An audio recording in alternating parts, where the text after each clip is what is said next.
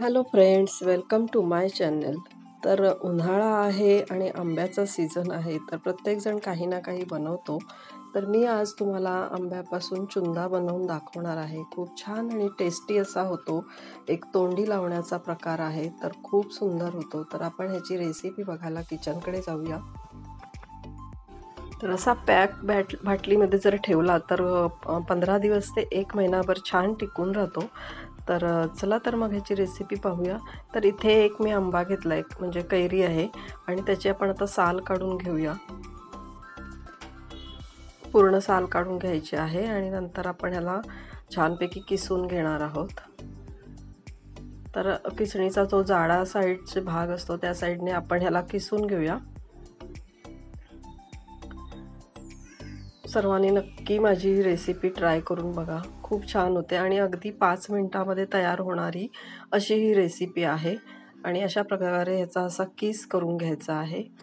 आणि हा जो किस आहे आपण आता मोजून घेणार आहोत, त्याचं किती भरतोय. तर मी एका पेल्याने हे बघतेय, तर हा पूर्ण पेलाभर आहे आपला हा जो किस आपण बनवलेला आहे. आणि हा किस पेलाभर असल्यामुळे आपण काय करणार आहोत, तेवढाच गूळ घेणार आहोत. तर मी एका पातेल्यामध्ये हा सगळा किस काढून घेते. त्याचं मोजण्याचं कारण हेच आहे की आपण तेवढाच प्रमाणात साखर किंवा गूळ घालणार आहोत. पण इथे गूळ घालायचा आहे आणि तुम्हाला गूळ आवडत नसेल तर तुम्ही साखर घालू शकता. तर मी तेवढाच गूळ इथे घेतलेला आहे, तुम्ही बघू शकताय. तुम्ही अर्धी साखर अर्धा गूळ असं करू शकता किंवा पूर्ण साखर घालू शकता. आणि हा इथे आपण छान मिक्स करून गॅसवरती हे मी पातेलं ठेवून दिलंय. आणि आता हा पूर्णपणे छान शिजवून घ्यायचा आहे. याचा गूळ हा पूर्णपणे ह्याच्यामध्ये मेल्ट होऊन जाईल आणि ते एकजीव होईल, म्हणजे पूर्ण तो आंब्याला लागेल आणि एकदम असा आंबट गोड अशी ही चव निर्माण होते. छान असं हे बघा, आता पूर्ण असं मिक्स झालंय, गूळ सगळा एकजीव झालाय. आणि हा थोडा आता आपण आटवायचा आहे. ह्याच्यामध्ये थोडीशी वेलची पावडर मी टाकलेली आहे आणि वेलची पावडरची छान अशी टेस्ट येते. कारण हा जो आंबा आहे हा आपण महिनाभर 15 दिवस महिनाभर हा एका आंब्याचा साधारण 1 बॉटलभर होतो. अगदी चिमूटभर मीठ टाकलेलं आहे, चवी पुरेसं. कारण कोणताही गोड पदार्थ असेल तर चिमूटभर मीठ टाकलं तर खूप छान होतो.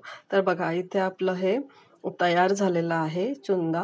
आणि आपण ना हे आता थंड करून घेणार आहोत. एकदम पूर्ण थंड झाल्याशिवाय हे बाटलीमध्ये भरायचं नाहीये. तर हे असं आहे बघा, पूर्ण जेव्हा घट्ट असं म्हणजे आळत जातो, त्यातलं पाणी कमी होतं किंवा गूळ जो मेल्ट झालेला असतो तो पण अजून उकळी काढल्याने थोडासा आळतो, म्हणजे घट्ट होतं हे मिश्रण. तर हे बघा, याचा कलर पण चेंज झालेला आहे आणि ज्युसी असा आपला हा मँगोचा चुंदा तयार झालेला आहे. तर आता आंब्याचा सीझन आहे, तुम्ही देखील करून बघा. तर आपण एका बाटलीमध्ये हे भरून ठेवणार आहोत आणि खूप छान अशी टेस्ट आहे ह्याची.